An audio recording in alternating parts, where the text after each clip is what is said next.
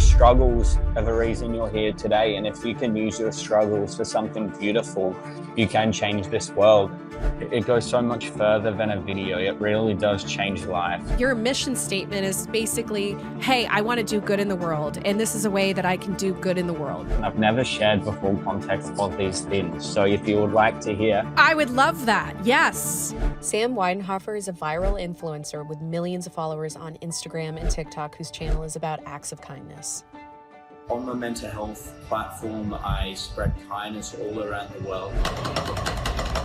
I was stuck in this really dark place my whole life. I was terrified that I was gonna die and I would never have a chance to live life. And now I felt like I've lived 20 lifetimes in one. Who is your favorite tennis player? What I can tell you is when you do this, it will impact you more than that kid. 100%, it changes your life. Okay, have a good day, yeah? So I was very much would hide my voice from the world till I realized that my voice can change the world. It's not about money, it's not about followers, it's about the real impact. A compliment and a hug can save a life more than giving someone $1,000. It's a whole nother level.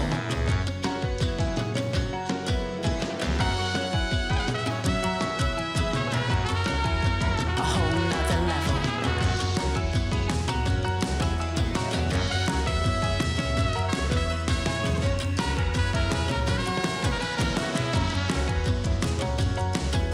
A whole nother level.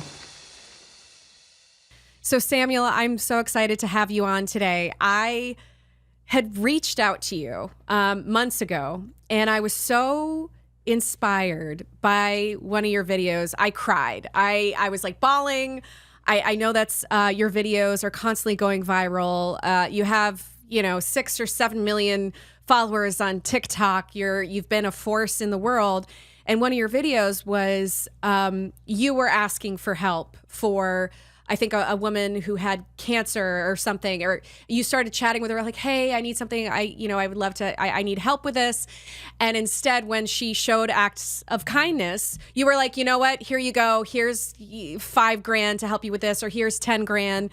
And it really helped change her life. So I wanted to chat with you. I mean, I'm blown away by your videos. How did you get started doing this? Yeah, so firstly, I just want to thank you for inviting me to be on your amazing podcast. Great ones. It's definitely a very, I guess, impactful and meaningful story behind why I do what I do. And that's why I'm driven to help people every day in the world. So when I was born, I had a speech disability. So one of my vocal cords, I wasn't able to talk very well. And I had to do therapy pretty much my whole life up until I was about 13. I'm 21 now. I'm still young. I was bullied my whole life. I was picked on at school. I was pushed into lockers. And I was always scared to even talk. I couldn't be on a video and actually express my voice because people would talk about it. People would bully me at school. So I was very much would hide my voice from the world till I realized that my voice can change the world, and that was a big reason why. But at the same time, I lost. So at the age of 9 or 10, I lost my auntie to suicide. So my mum was having a shower. You lost your what? I lost my auntie Rosie to mental health. So my mum was in the shower and she told me to pick her phone up. Her phone kept calling nonstop. And it was my uncle screaming in pain. A voice I'll never forget. Like it plays over in my head to this day. And yeah, my auntie shot herself in the head in the bathroom at his farm. And that's what inspired me growing up. I was this kid who was bullied. I was this kid who never fit into the world. I would get sent to disability programs when I was younger, but I wouldn't fit in there. I didn't have a strong disability, but I also wouldn't fit into the world and the society that everyone wanted me to. So I was stuck in this really dark place my whole life. I was suicidal. I didn't want to be here anymore, to put it lightly. My dream was pretty much to just live another day. Um, Mm-hmm. and that's what I did. And I eventually just, I always had dreams. I always had things I would make happen. Like when I was 13, I sat down for breakfast with my favorite AFL player because I won a competition, which is Aussie rules. When I was 14, I started working. I started working. All the kids at school were like, "You're working so young." I'm like, "Well, 14 is the legal age." I worked for a year because my sister's dream was to go to Disneyland. So I sent her to Disneyland. I worked Wow. an entire year, didn't spend a cent. When I was 16, I was suicidal. I got cheated on, wanted to end my life, and I flew to New York because that's where I wanted to go before I ended my life, to see what life was really like, my dream, the streetlights of New York. And from there, I New York kind of saved me, and I got on social media, got bullied more, started doing pranks, and I stopped and I quit. I gained maybe 50K followers, and I'm like, this isn't me. And my friends were like, you've got somewhere. How how how did New York save you for a second? I was just very, I guess, down and suicidal in a very dark place, and just seeing that you could kind of everyone in New York kind of, you can stand out and not be judged. You can be yourself and no one will care. You can do whatever you want to do. New Um, York is where I currently live, and it's one of my mm, favorite places all yeah. time because it is Wow. that, everyone kind of stays out of your business. People are very generous. They'll always help. They're harsh, but they're very kind. And that's what I realized. I met a lot of amazing people. And, when I got back to Australia, and my TikTok started there. I filmed Dwight Howard walking out of a hotel room, an NBA player. To this day, he now follows me, and I've told him about this. And, it kind of also saved my life. That's kind of where my TikTok, I guess, Instagram journey began. And then I did it for 6 months. I wasn't really myself. I was doing pranks and all this stuff, to try What and kind of pranks?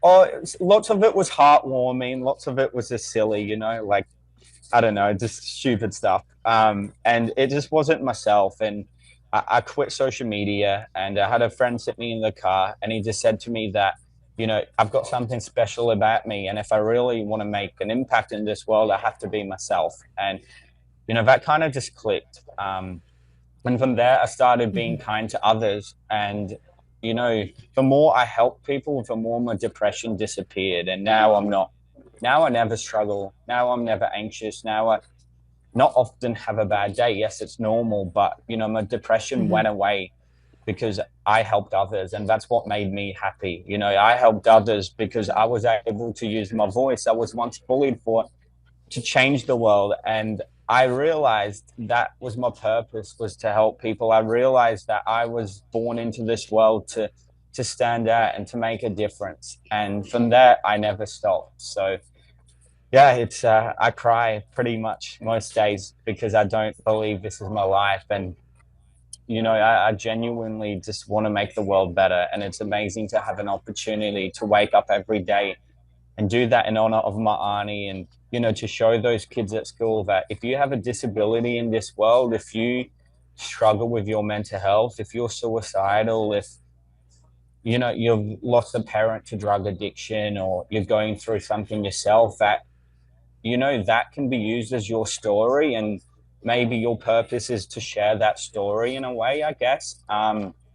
I look at that your struggles are the reason you're here today. And if you can use your struggles for something beautiful, you can change this world. And I guess that's kind of what I've been able to do. And I'm so grateful for that. So, yeah. Yeah. It's really interesting. I mean, I really feel the same way. And I think that's why your videos resonate so much. Because I definitely, I started this podcast because I would have these incredible people in my life, and I would have these incredible conversations with, like, say, Malcolm Gladwell, who is like a mentor. And so I would just be like, I was just wondering, man, this is such an incredible thing to be a fly on the wall. You know, I'm getting to talk to one of the great minds of the world, and he's kind of somewhat a mentor to me and helping me write like this project that now another big, huge person is a part of. But what was really cool about that was, you know, I was thinking, man, I think these conversations could really help people. So then I started doing the podcast, and next thing you know, I would have these really heartfelt, kind of similar. It's it's different in the sense that you're doing an action where you're changing people's lives in such a manner where it's like they're really down on their luck. They need help. They need money.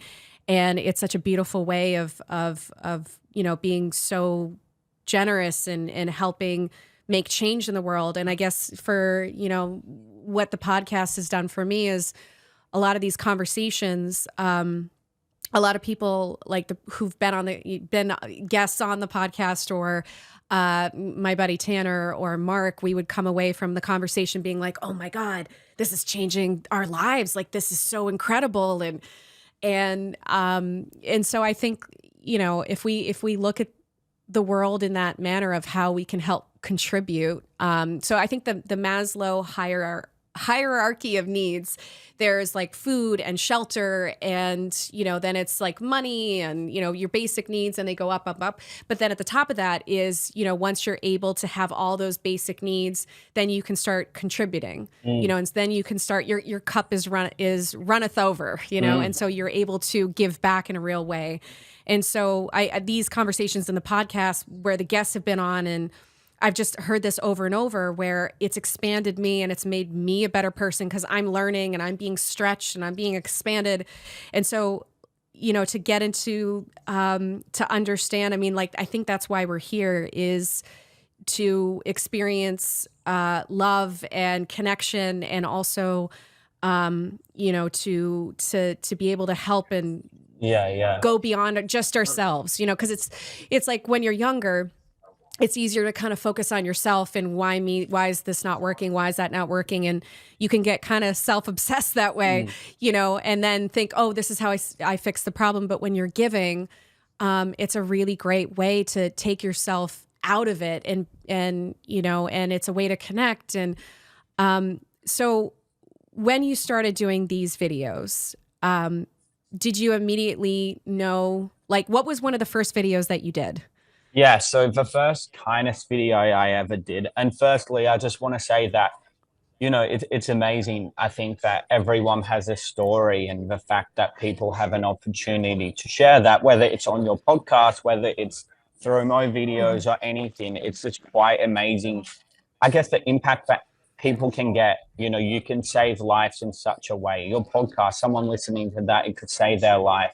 You never know what connect with people. If you know what I mean, it's an amazing thing having the opportunity to share a story, and it does help people, you know, it really does. My first ever kindness video, I was in Melbourne, which is where I live now. I was on a trip. I didn't really have an intention of, I was just going and being like, yeah, let's see. And I came up with an idea because I was still somewhat, I had a break for 6 months and I was unsure what to do. And you were doing pranks at this point, and so you were like, this isn't me. This is not what I'm doing. I'm doing a persona, I'm doing a bit, but it's not who I am. Yeah, it's not who I am. But I thought, you know, I stopped, I didn't post a video for maybe 4 months, and I quit completely and said, I'm never going on TikTok. It made my mental health worse. And I had a day where I was like, you know what, why can't I tie something that will make people laugh, that will make people smile? And I just came up with an idea, getting a balloon, getting a balloon and writing on it, I'm not doing okay, and putting it above someone's head in the mall. And I saw a girl who, she was pretty much like crying. She looked very upset, but like she wasn't crying, but I could tell she was crying inside. You know, I had this powerful thing where I can connect and see through someone in a sense. And something just led me to her. And you have a lot of empathy, right? Yeah. So you're very empathetic. I put the balloon above her head, and I said, hey, there's something floating in the air. I've heard that you're not doing okay. And then she just says, yeah, I'm not. Like, I'm going through the hardest time in my life. And she just started crying. I gave her flowers and I gave her flowers and roses, and she just burst into tears saying, like, I've helped her so much. I've made her day better. Instantly, from doing all those pranks and trying to make people laugh and not being myself, I instantly felt like connected to my auntie through that, in a sense. I felt my auntie in that Mm. moment, and I was like, nothing has ever made me feel this good before. Nothing in my whole life has ever made me feel this good. Kind of chasing my own dreams of what I thought were my dreams still didn't make me feel up to what I was in that moment there. And that's when I knew I had to keep doing this. And that's exactly what I did. And yeah, I was still going through a tough time. I was still struggling with depression. I was still heartbroken. Um, and I came up with an idea, and you've seen it many times, but this was the first on TikTok ever. I'm pretty sure. I came up with an idea where I would have a sign, and it said, "If you're heartbroken or struggling, hug me." And I was heartbroken. I was struggling in this moment, and I put the sign in the mall. And people just started sharing my stories with them. People started bursting into tears. I even had some people message me and say, "You saved my life in that mall today." Had a lady who said she was on her way home to kill herself, and I saved her. So I realized, like, wow, this really makes an impact, and I just want to keep being kind. I just want to keep being myself and helping people. Some people may say you're not genuine, it's on social media, blah, blah, blah. But I'm like, if you realize the impact that this actually has on people, it doesn't create a negative impact. Who cares if it's filmed? It's out there spreading positivity, it's out there spreading love. And I know I Yeah. have a genuine heart to help people, and I know it's making such a difference in the world. Like, example, over in 36 hours, there's a mum in Auckland, New Zealand, and I went over there. She has terminal cancer and less than 6 months to live. She's dreamt of going to New York for 20 years. She's got a baby who's 1 and a baby who's 2, and she has to leave her kids behind. In 36 hours, that video has raised $30,000 or something. Wow. So it's just incredible to see that it goes so much further than a video. It really does change lives. I've got that many incredible stories I'm going to share today where, so many lives have been saved through this, and it's incredible. There's no words. That is incredible. Mm. When I was thinking about it, what you were saying just about, the fact that it is being filmed, or people saying that it's not genuine, but at the same time, it's having a positive impact. So it's, it is, everyone's doing content regardless. So it's like, the other day I was ranting about driving in LA and, or like something kind of silly. And that was just more of, I feel like I just want to have a rant. But I think when you're putting art out there that is created for the highest good, then it can have the most impact. Where, movies that have changed my life. That's why I got into doing movies in the first place, was because movies to me were so impactful. It was like reading a book. Like, certain books would change my life and make me think about the world differently. I watch movies every day. I love movies. I love going to the cinema by myself. Like, I love watching a good movie, Yeah. Totally. And then also podcasts have changed my life in so many ways. Like, now I've just been listening to podcasts nonstop, and I learned so much from it. It's changed my life for the better in so many ways. So when we're putting content that's out there that is impacting people's lives, and you're able to help raise money for people who are in tough situations, I had a situation similarly. So, like, to kind of your point,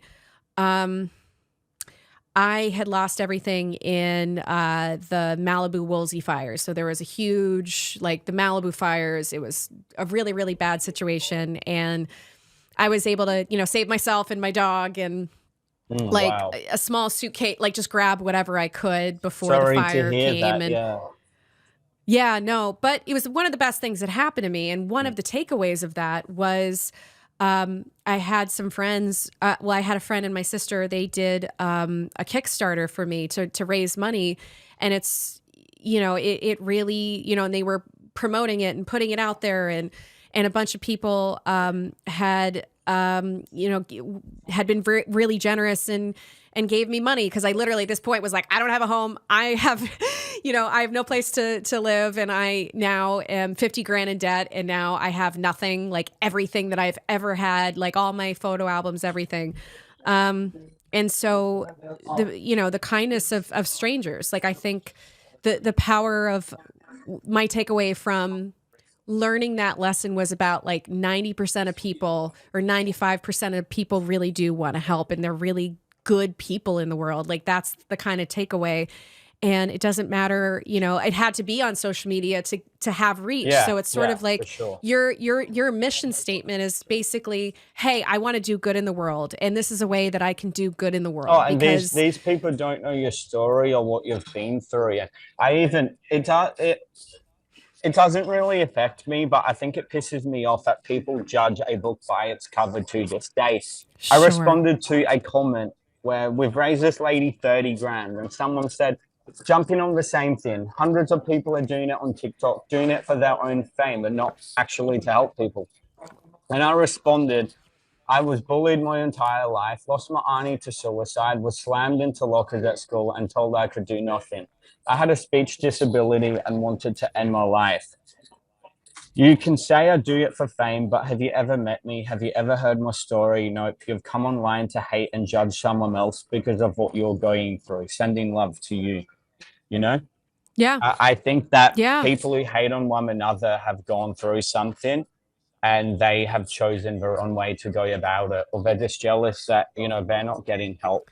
And yeah, it's just a sad thing that people can hate just because something's online. I don't know, it's such tall poppy syndrome in Australia, Oh. Tall poppy syndrome. Yeah, no. I've filmed a couple films in Australia, so yeah, and I have English roots, so I know all about it. Yeah. And I was gonna say about podcasts, a big impact that someone had on me was Jay Shetty, which I'm sure you know who that is.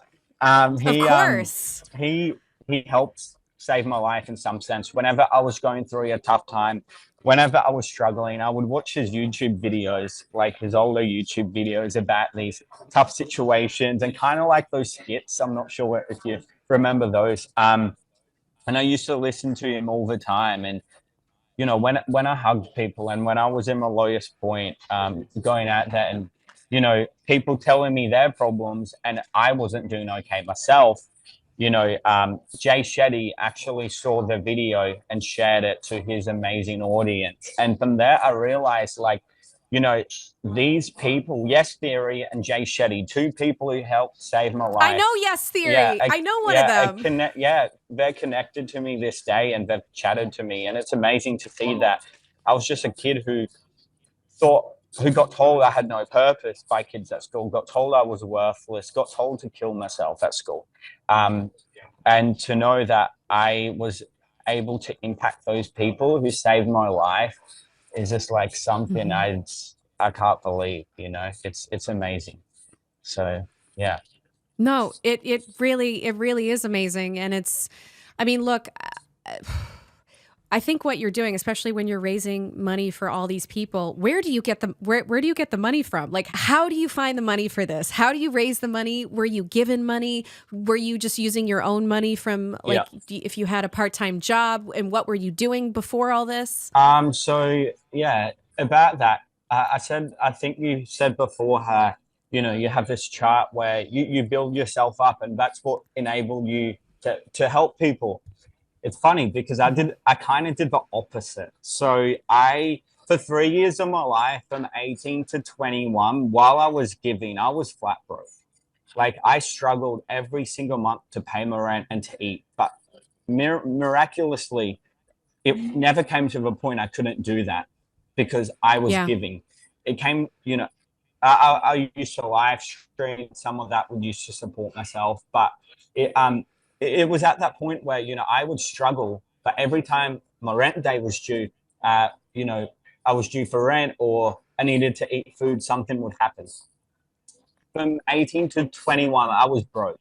I didn't work. I did social media, which was my job. I got sponsorships, maybe got $6,000 a month and gave out 4 of it. That's enough for rent. That's enough for food. That's it pretty much. So I Wow. was still able to do things, but when I went away to America and you saw my videos in America, I remember like I'm in the airport and I have $2 in my account and a refund for my flight I booked 7 months ago and couldn't make came back into my account while I was in the airport and needed to get home. Yeah. So Yeah. it kind of like for 3 years, I was literally, my cup wasn't necessarily full. I didn't have much money, but I gave away everything I had because I always knew that it would come back. It come back. And I did actually, to be fair, I did that too. But I think when I think about I wasn't giving it, I wanted to be able to give more. And so now it's like when you're more settled, then you're able to give way more because I'm like, I want to do this. This isn't enough. But I would always try to help you what little I had. And that's what I did for 3 years. And, my platform grew and grew and grew. And it was amazing and all. But I realized that I'm so fucking stressed. I'm so stressed all the time. I'm shaking. I'm anxious. I had to go to the doctor at a point because I had to get anxiety medication because I felt like I was having a heart attack every day because I was stressed financially. Yeah, I was giving to people. I felt that too. No one knew this. Everyone was like, "Oh, you're rich. You have so much money. You've done amazing stuff." And I'm like, "Yeah, I've done amazing stuff, but I don't have any more than you. I don't earn any more than you, but I will give what I have." And it got to a point where maybe 6 months ago, I accepted. I had management in the past. I had a management that earned me $1,000 in 14 months. No, 2 years. When I first turned 18, and it was a mistake. And then I got a manager who actually cared about me as a person, and he knew how to connect to brands. And then from that point, for the last 6 months, I've actually been able to fill my own cup, which is why I felt like I've been able to do a lot more. And I'm starting to post so much more now, every 3 days. It used to be once a week or longer, because my cup is full, and that's enabled me to feel healthy and happy to be able to help more people. There's a point 9 months ago, I remember paying someone's rent. I can't remember the exact moment, but I didn't have my own rent money. And then someone on PayPal sent me $1,000 and said, "I know you're struggling." That was incredible. And from there, the universe provides. It's incredible. The universe provides. And now I'm able to do things with no way near as much stress, and I'm really grateful for that. I'm able to up the ante, and so it's still all my own money. It's from sponsorships. I'm in Australia. People go, "You make a lot of money." American creators who do kindness, they're making a lot. But I'm in Australia. I don't get paid off TikTok or Instagram 1 cent for a view. My platform has millions of views, and I don't get paid a cent. You have millions of TikTok followers, yeah, right? There's 6 million? Yeah, TikTok gives me 0. Instagram gives me 0. Facebook and YouTube maybe 1K each a month. It's not much. But, I've been able to get sponsorships and help, give that money away. And, it's got to a point where if I go on a holiday to the Philippines, or if I go, not a holiday, but like a kindness tour to the Philippines, or I call it a holiday because it doesn't feel like work. It's the greatest gift ever, having this as a job. I go to the Philippines, or I go to America, or I go to these places. I'll have businesses jump on board and say, "Hey, I know you're not a registered charity, but to show me where my money goes," they donate $1,000. I give it directly to a family in need. I tag them in the video and be like, "This is where your money went." And people are jumping on board with that because even though I'm not a charity, they know where their money's going. They donate to Red Cross. See you later. Oh my God. Can I talk to you about this? The Red Cross. Forget it. Forget it. I can't. Basically, I'm at the same place where I can't even pay my rent. And then, the Hurricane Katrina, and it was like a couple other disasters that happened, and there was earthquakes, there was all these things, and I would always donate to the Red Cross. I'm like, okay, I think I can afford, I can barely afford rent or my groceries, but let me try to come up with like $100 or $200 or whatever I could.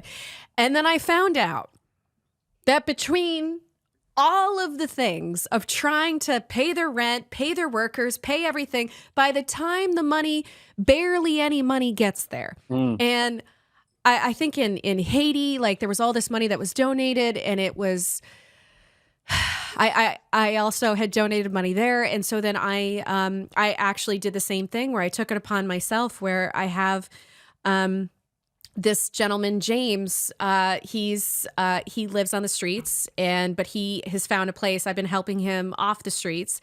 And, he told me a story that, he made a bad decision, got in with the wrong crowd.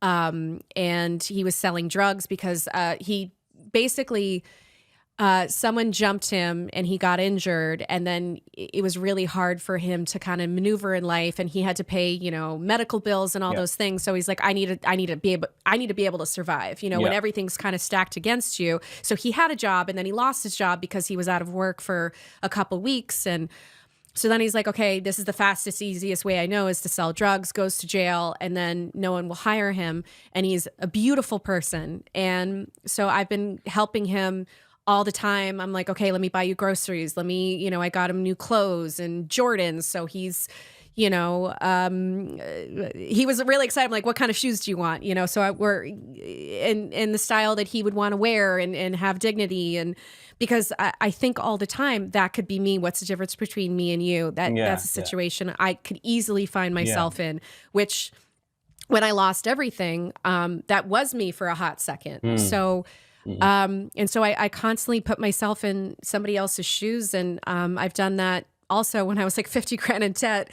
There was a woman screaming at the heavens. She was wearing one shoe, and it was the most horrible, like gut-wrenching vision that I've ever had. And she's just crying hysterically.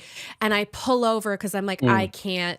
I like stopped my plans wherever I was going, and I was like, hey, what can I do? How can I help? And she's like, and so she tells me her story, and that how she had a fire, and how her father had died, and her father had died and then left her the house, and then that house burned down, and it was a series of really tragic events. And then I was like, okay, let me see what I can do. And so she got into a really tough situation. She had a daughter. And so I was like, okay, so I go to Walmart right nearby, get like $500 worth of, clothes and, shoes and option, like food and everything. And I'm like, here, this could easily have been me. And then weirdly, I also had a fire. So it was like almost, so a wild situation. So I gave her, all this worth, the stuff. She was so grateful. Amazing, yes. And so it's kind of also one of those things when people are grateful, it's kind of like how the universe acts. It's like when you're grateful to the universe, you're grateful to God, God gives you more. God's like, here you go. Thank you for being so grateful. So it's sort of, as people, when we're grateful, it's like you want to be able to do more. You're like, oh my God, this is like, I want to help more. So then I feel like this connection of our humanity is this connection of having gratitude and being grateful. And so she was so grateful that I'm like, how can I help more? So then next time I saw her, she was in a better state of mind. And then, I was like, she was looking for a job. And so then I had a gift card of $250 for Bloomingdale's. I was like, you know what? I was going to go use this today. You use it, have a great time, buy some great outfits. So she goes and, and then the next time, she was like, I have a part-time job. This is amazing. Wow. And I was like, get in the car. I'm taking you shopping. Let's go. Wow. So I'm like, Amazing. so she jumps in the car and we go shopping, and I wanted to give her, the best foot forward. And what was really interesting, and this is something that I've done over and over and over, is that this beautiful act of kindness, and you're doing it on a really big scale. I'm just doing it in a smaller ways, in ways that I can. But when I notice when I'm just like, trying to help out, and I have my only thing is I'm you and you're me. and I want to help. I want to help you, you know? And so I'm just wanting to help her because it's making her life better and she's feeling more excited about life. And now, you know, I got her a phone, I got her, you know, a whole new wardrobe. And so she ended up getting a job. She had like an apartment. So she got off the streets essentially. And then I didn't hear from her. So I hope she's okay. It's amazing though. You know, you change her life in the lowest point of her life when she probably felt like she had nothing, you know? But what was really interesting was also, I wasn't, you're doing it to help this person, but then the people seeing it go, oh my God, I want to help too. Like they're like, how can I help? How can I help? Hey, this is really cool. And when I was doing that for James, I just want to help James. But what's interesting is people would stop me and go, yo, man, that's really cool. Like they would want to help. Then they would stop and they would try to help the person next to them.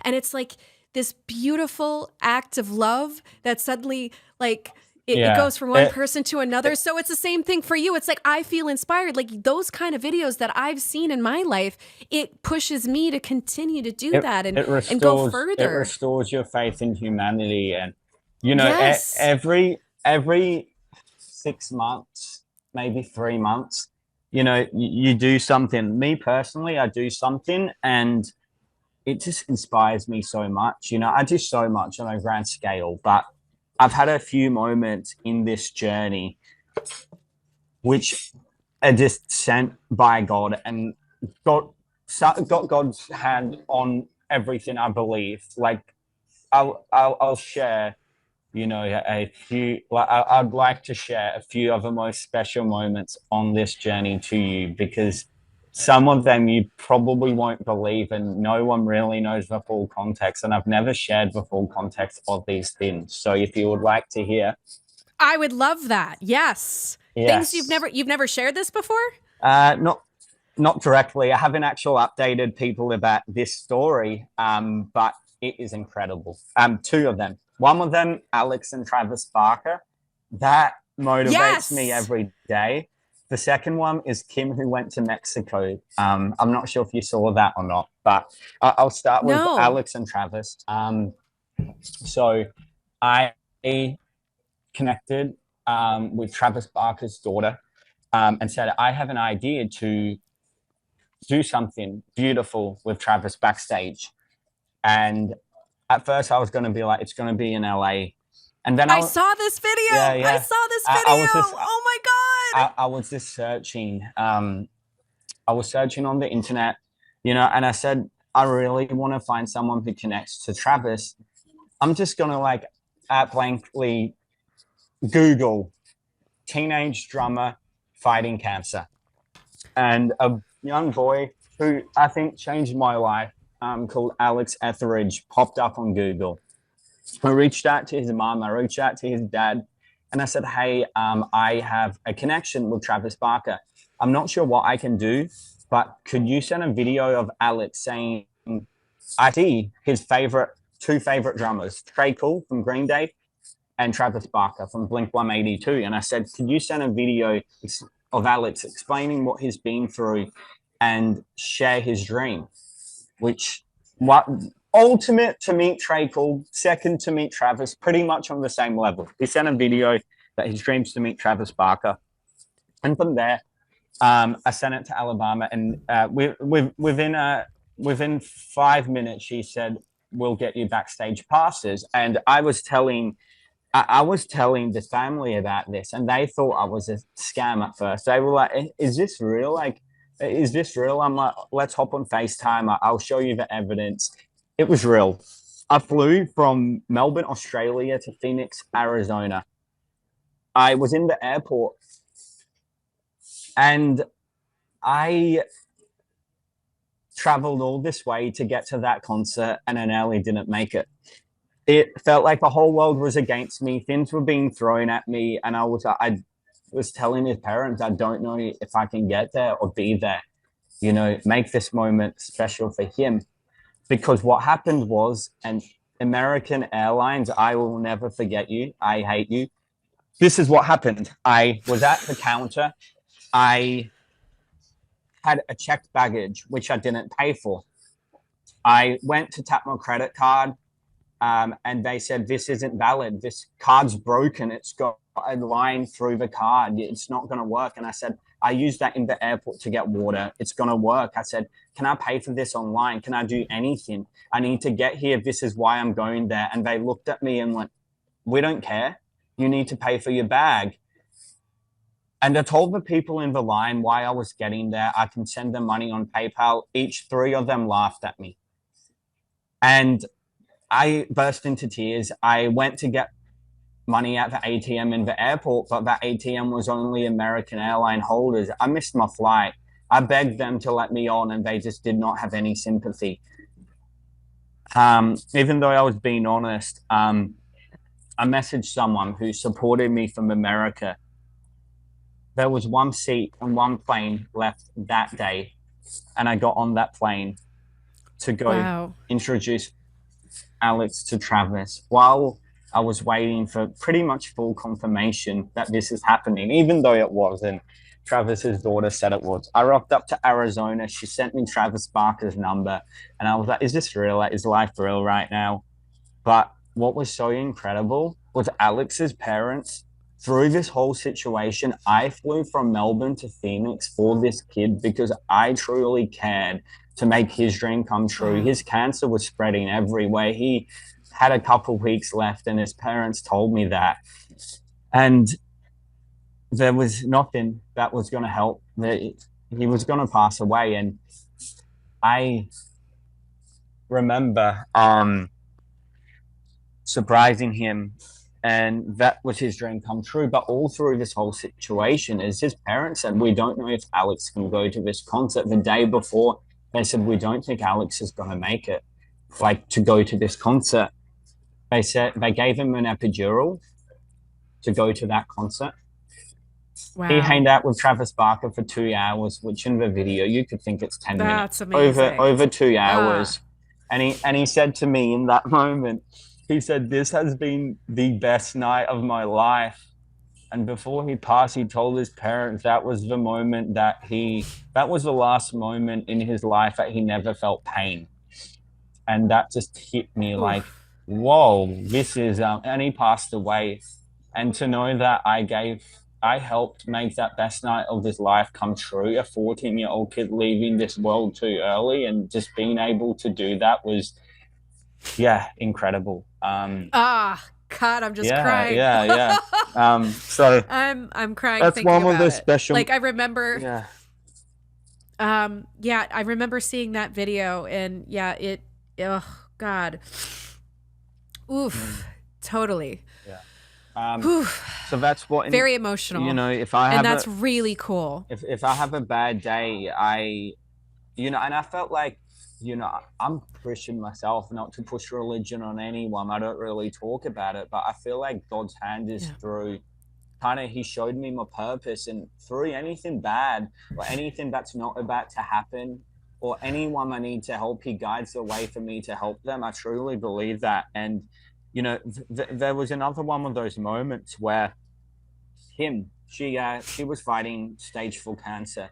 She had 6 months to live. She couldn't afford to go to Mexico. They have the best treatment programs in the world.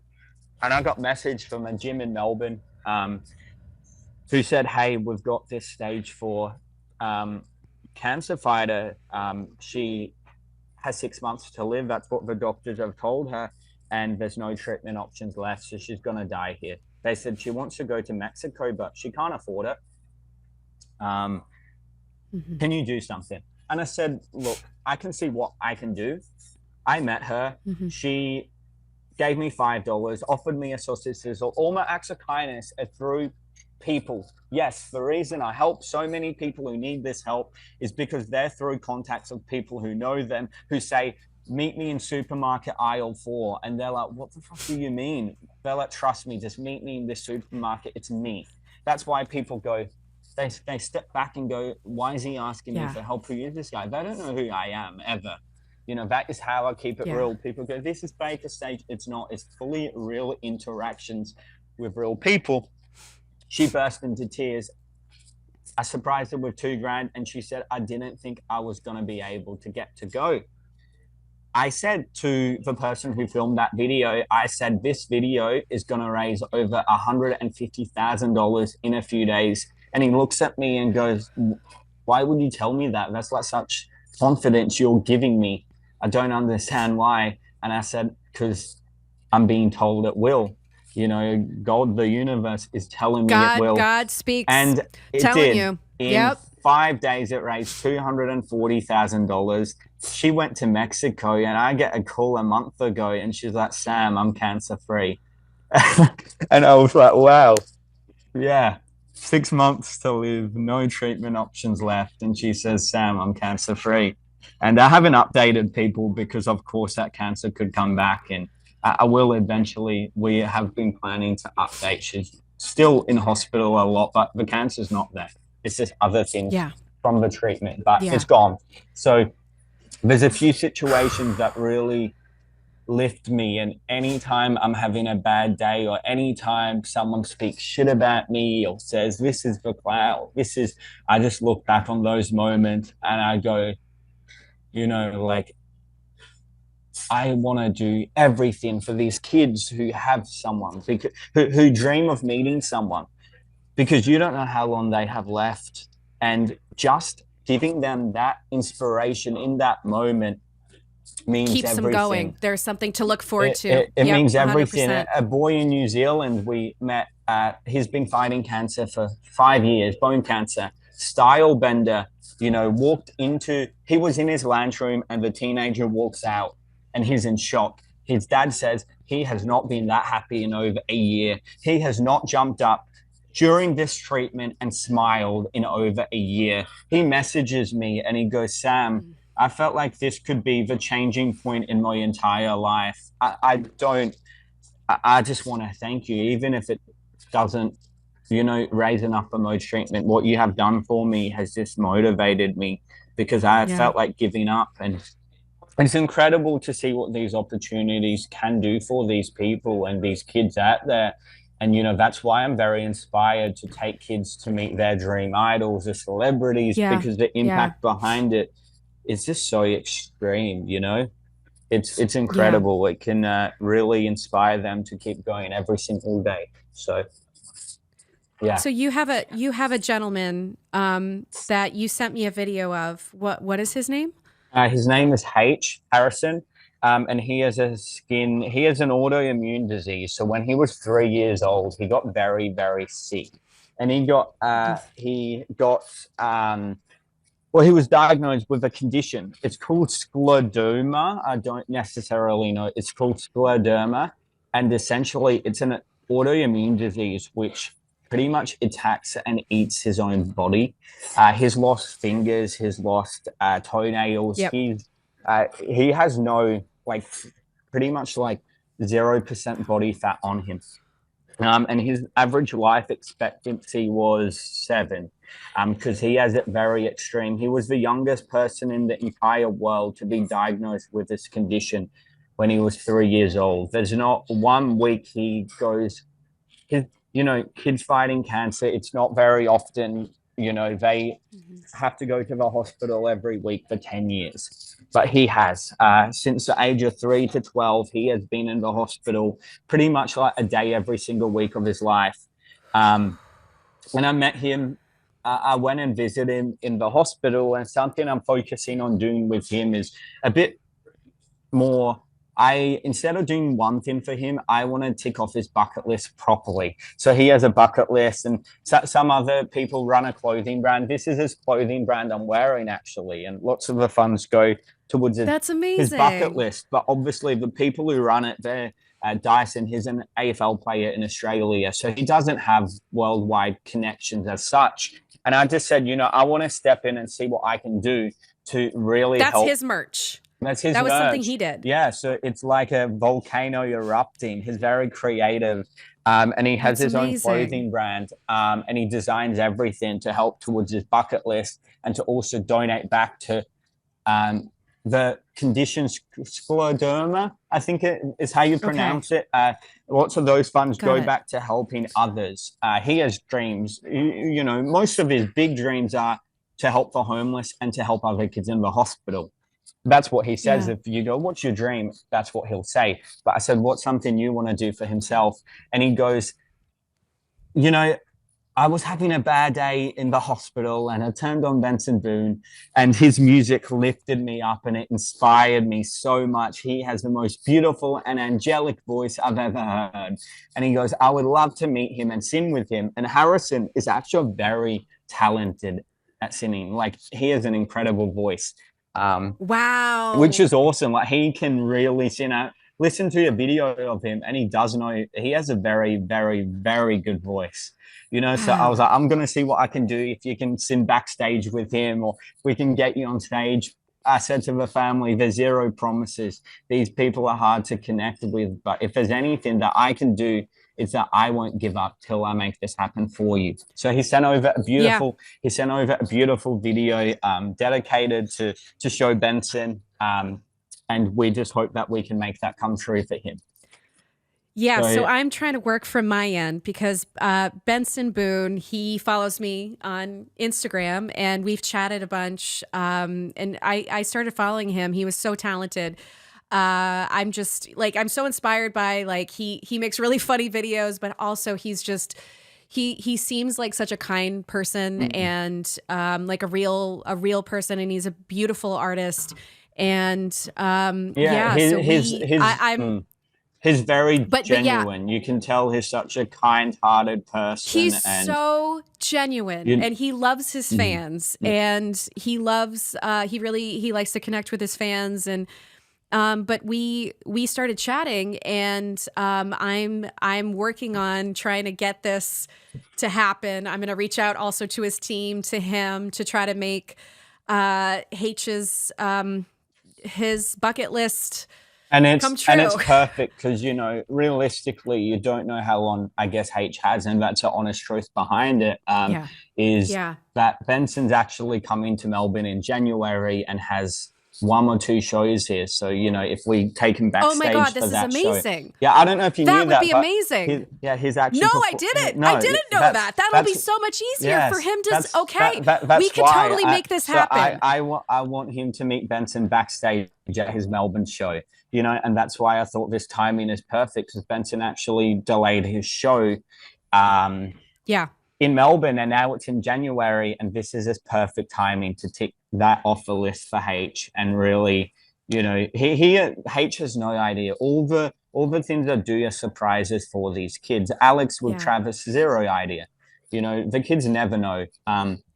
And it's incredible. So, yeah, hopefully we can make that happen. And thank you for offering your help to make this happen, because that impact is just going to travel so far for him. You know, he just said his voice, it's his favorite artist in the entire world now. He would not stop talking about it when we visited the hospital, you know. And it's not like his favorite song is Beautiful Things. His favorite song is Cry. Because he told me that he was crying in the hospital, feeling lonely and sad, and that song came on, and he stopped crying. So that's pretty cool. Wow. So, yeah.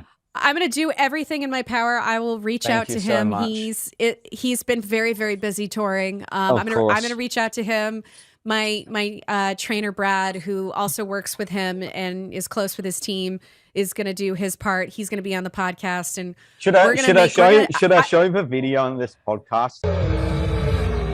Please don't take. I found my mind by insane. It's been a while, but I find my faith. We'll definitely we'll send a viral clip, and Benson will be like, "What?" Awesome. So we need to make this go viral and grab his attention, and I really think we can. Awesome. And then, so tell me about your story with Kim. There was another story? Oh no, I shared that. That's the one to Mexico. That lady. Yeah. Got it. Got it. It's incredible. Just these artists. Even a boy who wants to meet Kid Leroy. I said, you know, I'm going to do what I can try and make this happen. And he is, his name's Fraser. He has been fighting cancer, and he is at the very dark end of it. He is very sick. And his mum sent a video to me being like, if you could meet Kid Leroy, what would it mean? And he just cried and said it would mean everything to me. And it was adorable. So I sent it to Leroy's family, and sure enough, he gets to meet Leroy backstage and hang out with him when he comes to Adelaide. But it's just awesome to see these artists taking the time because, to anyone listening, any influential person, any artist, any actor who maybe listens to this podcast, a lot of the time, celebrities may go, I'll do this because it will make myself look good, or I'll do this because it's kind, or I'll do this because I get to impact that kid. What I can tell you is when you do this, it will impact you more than that kid, And 100%. 100%. It changes your life. It changes their life, the connections that Alex had to Travis. Travis has said it changed his life. It really did. And it leaves such an impact on this artist. And it's so awesome that I guess I get to feel that impact every time I do this too. Like it's incredible. The fact it's so inspiring just to never stop doing this. And I'm just going to keep going. And yeah, that's the thing I want to focus my content on eventually is mostly around taking kids to meet celebrities because the impact it has is so huge and I love it. It makes me so happy, makes me so happy because these things aren't possible for someone to really do, which makes it so cool. Anyone can raise money and go somewhere or do this, but to take a kid to meet someone, it's so much more special heroes. Than money. It's their hero. It's who inspires them through their treatment, who inspires them to push and live another day.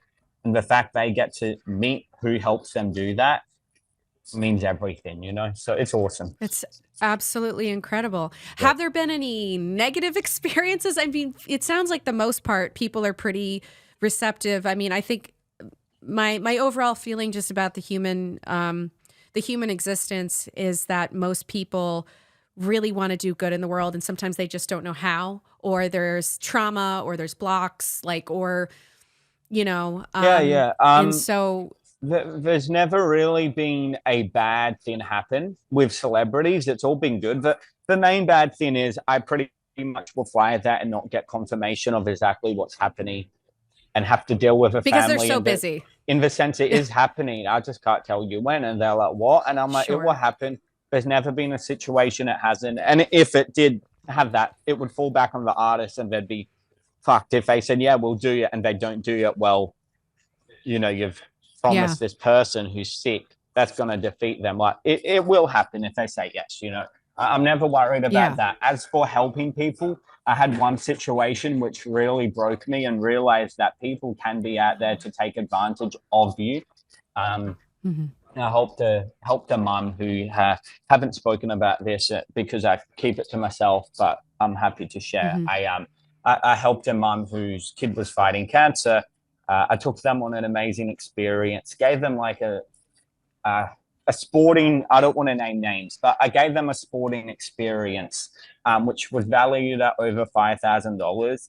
I raised them, I think, $3,000. And then they came back on me because they said what they want to do is take their son on a holiday. And I said, look, I can see what we can do, and that's probably possible. I'll do everything to make it happen, and I'm sure we can do that. But would you like to do this instead? Because I know you're going through a tough time, and this will help hopefully raise some funds for you guys and give your kid an amazing experience in the meantime. Yeah. So we did that. We raised their money. We took them on an amazing experience. She kept saying, we're going to take my son on a holiday. I said, we'll see what we can do. I'm busy. I'm helping in Lahaina with the bushfires. I'm overseas. Sure. Oh, God. I have like 10, 15 news reporters hit me up and they're like, oh, we've heard what you've done. You're a horrible human. You've took advantage of this mom and this kid who's fighting cancer. You promised them you'd take them on a holiday and you didn't do this. And I was like, excuse me, what's happening? And they're like, she's spoken so badly of you. She's gone to the radio. She's gone to the TV. She's gone to the media. You're in news articles. There's even a news article to this day, if you search me up, and it will come up with, I took advantage of a son and their kid who's fighting cancer. And they pretty much tried to destroy me. And she's spoken bad of every charity that's ever tried to help her. Her son's going to the most expensive private school in this state. So it was just a whole situation where, I was pretty much belittled for trying to help someone. And that does happen. and it's a horrible thing. And I got nothing against that person. I actually send them love, because how they've gone about it is disgusting. I'm not gonna hate back on someone. I just send them love. Yeah. She messaged my best friend saying, "Don't be best friends with him. He's a fucking blah blah blah blah." She messaged my girlfriend telling her to break up with me. I believe she did that. Yeah, she went ham, and it was hurt people. Samuel. It was this, because it was. It kind of feels she's in a lot of pain. If that's true, her son is sick. Yeah, because like there's also. People on my Instagram, they'll hit me up and I'll be like, I don't know if this is true. I can't vet this. And I'm, so I'm like, I love helping people. So if I can see it, I can see like James, for instance, the many times that I help him and how like I can see he's in a bad way. Like I know it. I feel it. I'm there. I'm, experiencing him like, we're connecting. And so you can feel somebody's pain. And so I don't know if the source of her pain would be, her kid who's sick, which would be really horrible. So I think, she might lash out in all these ways, or, sometimes can feel, well, this is what you promised, or but what you're saying is, hey, I'm doing everything I can. And, when especially you're very busy. So I also know from trying to get coordinating really big people who have said yes to just coming on the podcast, trying to coordinate schedules when they're filming a movie or they have a lot of things going. They're going to Congress, they're doing this, and it's just they have so much on their plate that it's like sometimes those things fall through the cracks. But and so I think what's interesting, especially. It sounds to me when somebody's lashing out in all these ways, that's their own pain and they don't know where to put it. They don't know how to alchemize it. They're like, okay, what can I do with this energy? How can I effectively use my pain for something good? Instead of creating more pain.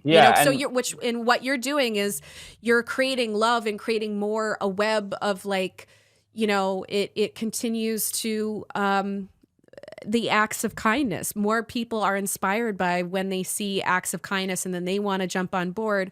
So it's definitely, it's definitely still a fear of mine to this day, is that you can help someone and raise them 50 grand, and you can help someone else and they get 1 grand or 2 grand, and they go, well, my situation's just as bad. Why don't I get this help? And I'm like, I just do everything I can to help. I can't control an algorithm. I can't control people who donate. Yeah. And that's a fear of mine, is that I get called this bad person for trying to help and trying to do everything I can and having a good heart. And because they don't get what they think is appropriate, they'll go, oh, it's for social media views, or it's for this. And I'm like, no, like my heart is in the right place. Everyone I meet, who I have helped, they genuinely know my heart's in the right place, and it's a fear of mine though, for trying. Sometimes people kind of, will make me feel good enough if I have still done everything I can, and it's really hard to deal with, I don't want to disappoint anyone, but the reality is I can't make everyone happy, just like everyone in this world. I get messages of thousands of people.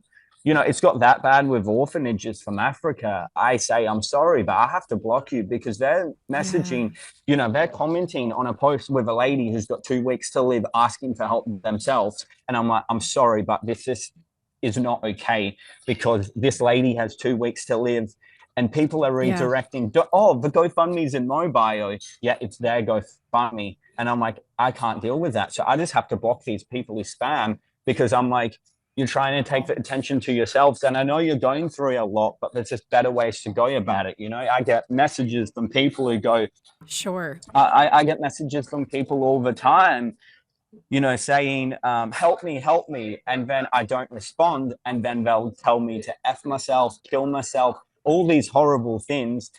And I'm I'm glad I didn't help, because what happened if I did help you and you didn't get what you needed, It's very much like, I hope that everyone I help does have a kind heart back, because the fact if I don't help someone and get abused because of that, it's crazy, it's insane to know, but it's, what's interesting? It just has nothing to do with you, It's like, that's it's everyone is kind of going through life. I was having a chat with my buddy Tanner, and I was working through something, and whatever the daily problems of the day, and Tanner was like, people are just cutting you off in traffic, say, just giving like a smaller example. And then I'm getting mad and I'm thinking, oh, that's my fault. I must be doing something wrong, or I must, and he's like, well, that's just how LA is. That's just a big city. So he was just giving more of a metaphor that has nothing to do with you, that has to just do with people and people's actions. Like we can influence, like in a way that, like we're trying to do our best, but the only thing at the end of the day that we can control are our own actions and the good we do in the world, and people's reactions to, wanting to help or however they feel about the way in which you want to be able to help, if that's give money or have people meet Benson Boone and Travis Barker. It's like you're trying to find the ways in which you can contribute. And, people will have, opinions about that. It's like having a podcast. Not everyone's going to like this, and that's okay. It's okay. What I've learned is like, we're all kind of, I very much believe in God. I'm a very spiritual person. And the kind of thing that there was this moment, it was kind of this big realization. And I was living in Utah at the time. And there was this woman, I was like returning something, customer service. And this woman clearly didn't like her job, like was really kind of just very, very, angry. And I was trying to make her day better. And I was trying to, be chatty, and everything I did, she really didn't respond well. And for whatever reason, she just didn't like me. And I thought to myself, okay, I'm trying to return this. My friend was in town, and so I got an Xbox, and then I was like, okay, well, I'm not going to use this, so I'm going to return it. So I'm returning this Xbox. He's one of my best friends, Bob's, and so we were playing video games together while he was here. Yeah. He's 40 years old, but I was like, all right, let's play video games together. So anyway, so then I go to return it, and it was okay that she didn't like me, and that was all okay. Like the realization was, wow, there's nothing I can do to try to make your day better. You don't like your job, and I had I suddenly had a vision of what her life must be like. It kind of looked like, don't think she was married. I feel like she was an older woman. It felt like her body kind of felt like it hurt, and so I was like, oh, okay, I can see that you're in a lot of and she's in a lot of pain. And I was like, okay, and so it's like, you want to help, but sometimes it's like, okay, that's the journey of life. And we all have to deal with pain. We all have to deal with suffering. And it's heartbreaking, heartbreaking in a variety of because ways. my heart breaks for, you want to help, but of course, but it's all okay that she can have that experience, that it's okay for her to not like me. And that's totally fine. And I was like, and that's okay. Like when I've had these hardships, I'm like, how can I use them to make myself better and use them as weights to like push against, right? And so I think maybe for her, she didn't view, we were just different. It was a discord energy, and it was all okay. And I was like, you're still a part of God. I'm still a part of God. We're still a part of this whole divine thing. Yeah. And like, we don't have to like each other, but I can respect that you don't like me, and that's totally all okay. So I think it's like, you can only control your actions and the good that you do in the world. And it's all okay. Some people are not going to get it. Some people are going to have their issues come up for them, whatever they are, and whatever their view of the world and whatever their trauma is that has helped sculpt their viewpoint, and so it's like, if they feel that they've been scammed in the past or whatever, right? They're always going to view it for, like, let's say their dad was a, con artist or something. They're always going to have this hyper-focused lens of, my dad's a, con artist, and then view that, or, like whatever happened in her life. So then she's going to view, I must protect myself and view as everyone as a con artist. Like she hasn't worked that trauma out for herself to not project and put her stuff onto you and whatever her pain is. So she's got multiple things going on. So she has a viewpoint of what men are, right? Of what, her relationship with men and her, relationship with potentially losing her kid. Like that's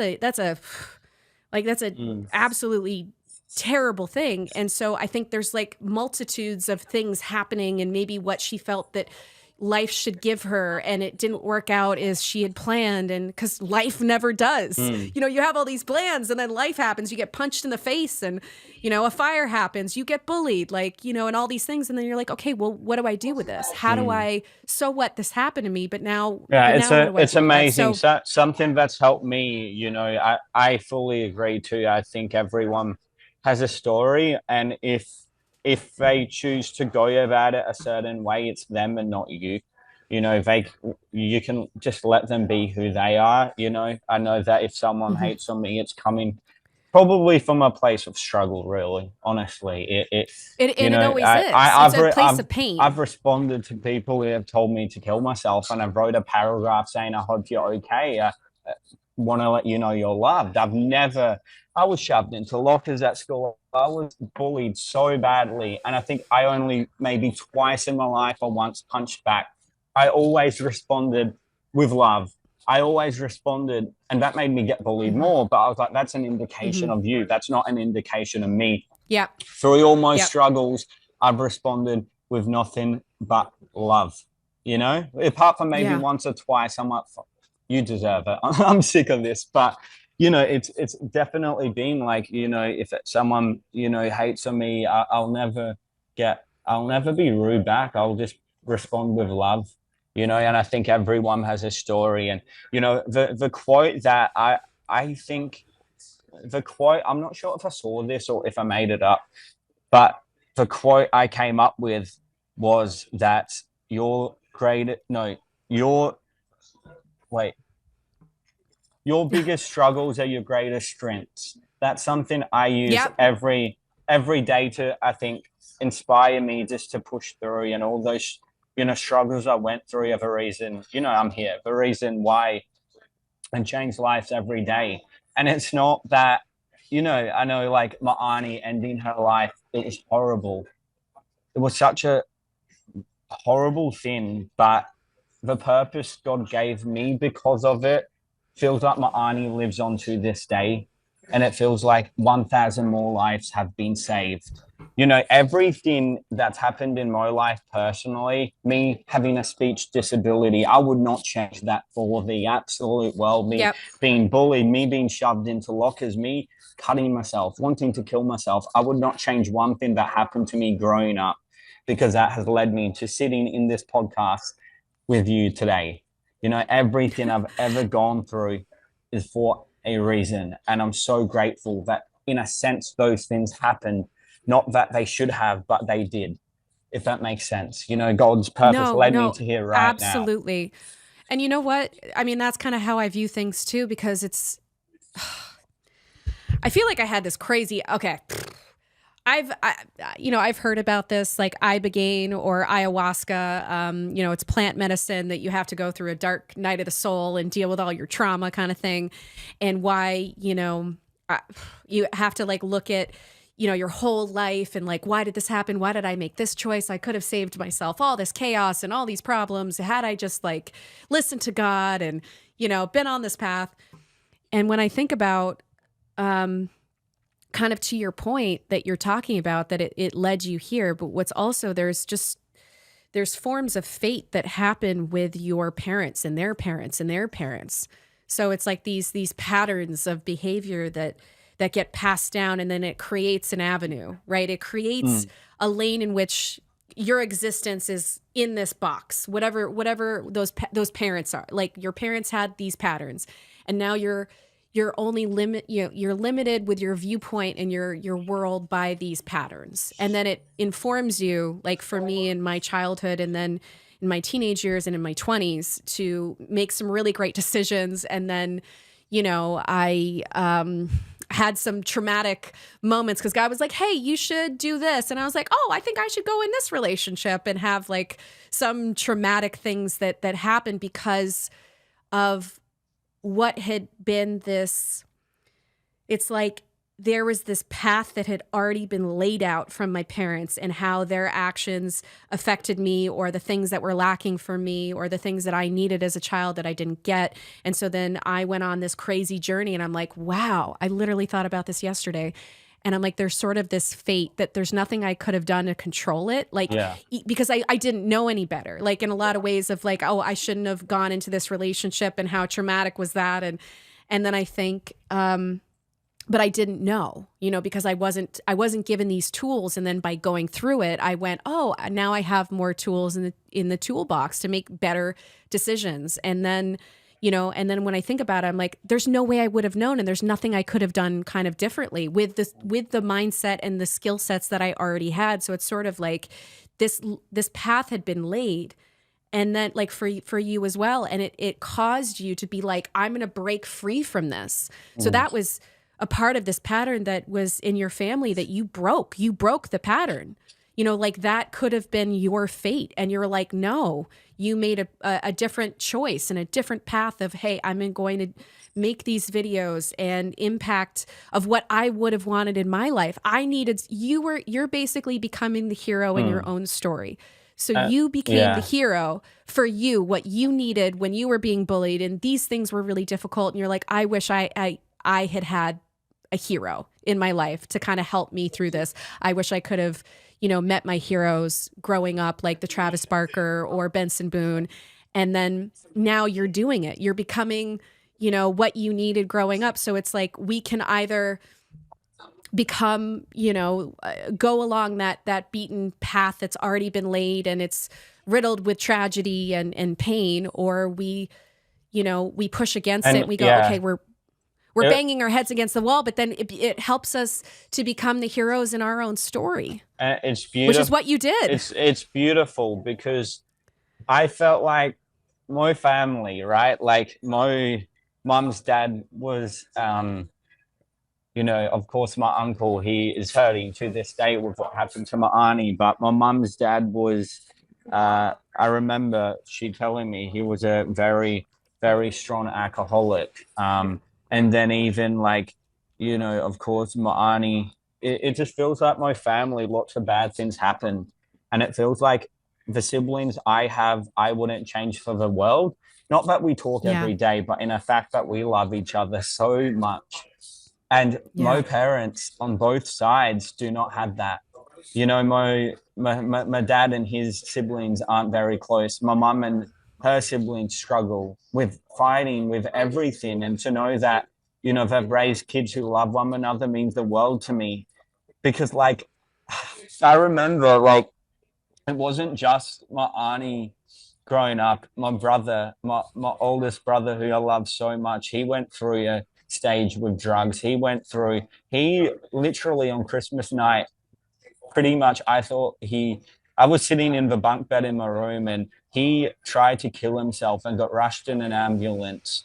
So like, it wasn't just my auntie, it was my brother. I saw like, I loved him so much, and my parents are very religious, and they kind of struggled to see through him. They struggled to treat him because he was going through this kind of like satanic, dark, heavy metal type stage in his life. And he was really angry. And so that's where the demons come in. And the demons come in through the pain and the trauma. I remember him trying to end his life on Christmas night, and me sitting in my bunk bed crying. And every night I would think like, I wish I didn't wake up tomorrow. I was really scared to die. The reason is because I felt like I would never have an opportunity to live. That was my biggest fear. I would always cry in bed every single night when this was happening. For years, I would cry.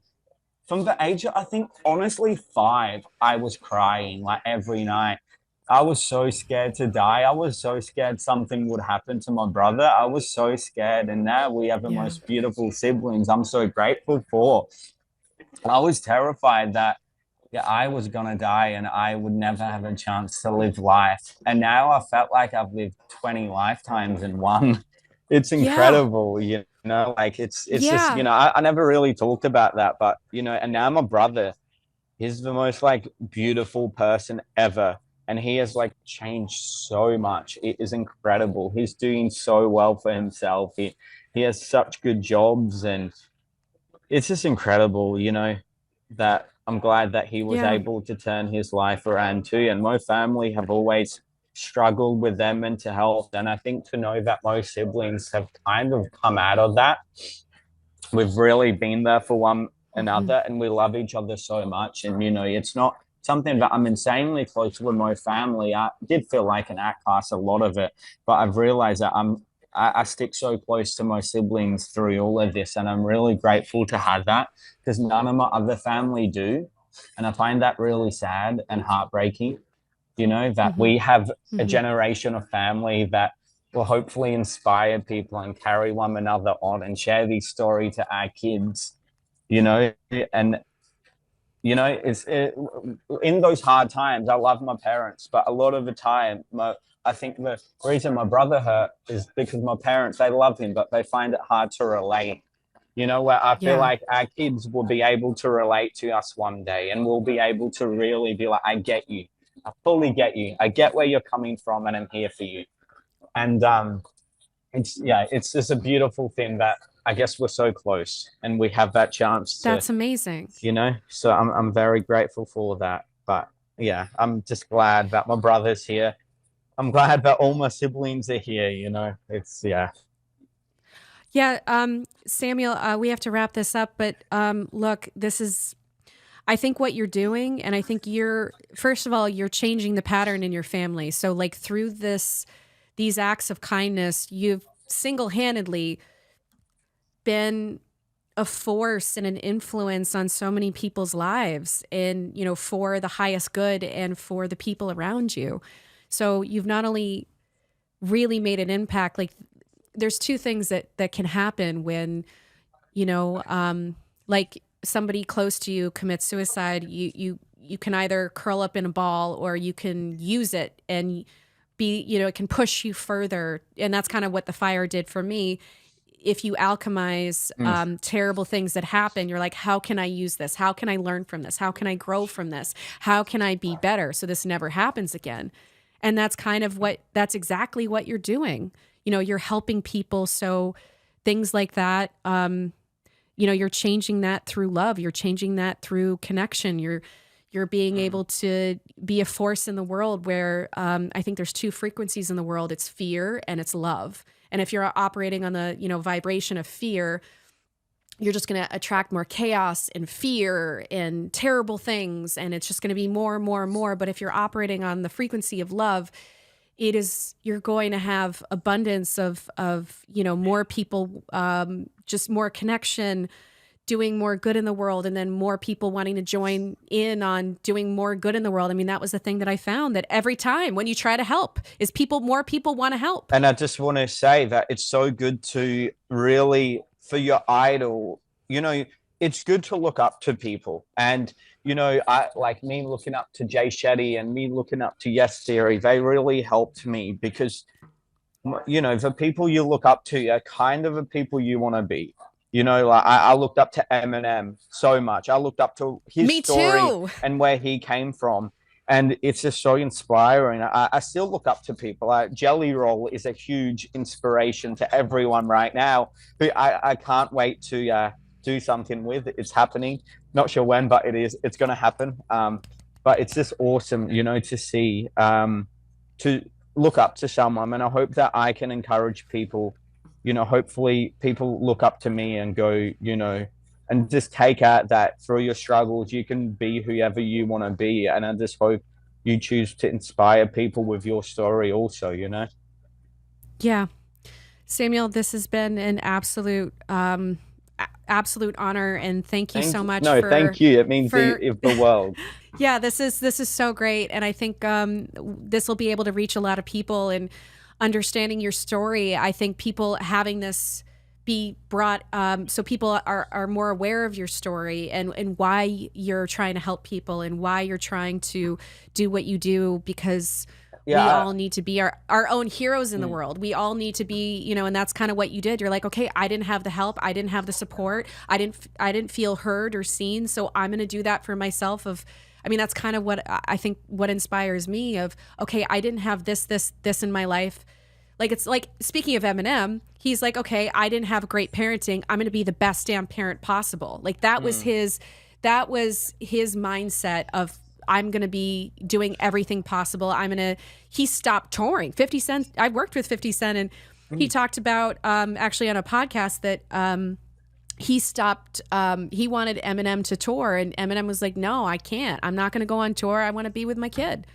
I think he has two, but so, and you know, now she's married and seems to have like a well-adjusted, happy life as far as I can tell. And, so I think you're being your own hero, and then you're, you know, be the change you wish to see in the world. And so you're doing just that, which I think is really, really awesome. And we need more of that. You know, everyone can do those things, you know, like you can do these little acts of kindness where I think it's, you know, just kind of how you started was like flowers and being like, hey, does anyone need a hug? Like, are you okay? Checking in with people and, you know, having those connections. So, Samuel, thank you so everyone much. starts from nothing, so it's amazing to see where it can lead. But yeah, thank you. I feel grateful to have an opportunity to share my story, because I don't do that often, and I think I need to more, you know, now that you absolutely need to. I need to, and it's amazing just to have an opportunity to really share my story, the struggles in depth. So thank you for allowing me to do that, and I hope people leave inspired. I hope people leave, you know, like they want to go out and do something amazing in this world, because everyone is capable of everything. It's not about money. It's not about followers. It's about the real impact. A compliment and a hug can save a life more than giving someone $1,000. And I want to touch on that. Just whatever you do in your life can save a life if you're kind to one another. So yeah, thank you for having me. It means the world, you know. I'm very grateful. So thank you. You never know what one act of kindness can do. I mean, honestly, you can say something. I remember, the total side, quick note. I had said something to a friend of mine in college, a long time ago, but I had said something to someone in college and was really supportive. And she had said, you know, you really helped me. 20 years later, we're at my friend's funeral for our friend who killed himself. And she was saying, you know, just a conversation that I had with her said that it really affected her and changed her life for the better. And you never know, you know, when those little conversations that you don't remember, and it might be just something very small that can make such a huge impact. So thank you so much, Samuel, and hopefully we can get this video out to Benson Boone. Yeah, and, we will. I got full hope, and yeah, we'll do it. Amazing. Yeah. All right. Well, thank you, guys. All good. Thank you so much. Hi, guys. If you like this episode, please comment, like, subscribe, and share so we can get on that algorithm and you can see more of our latest episodes. A whole nother level.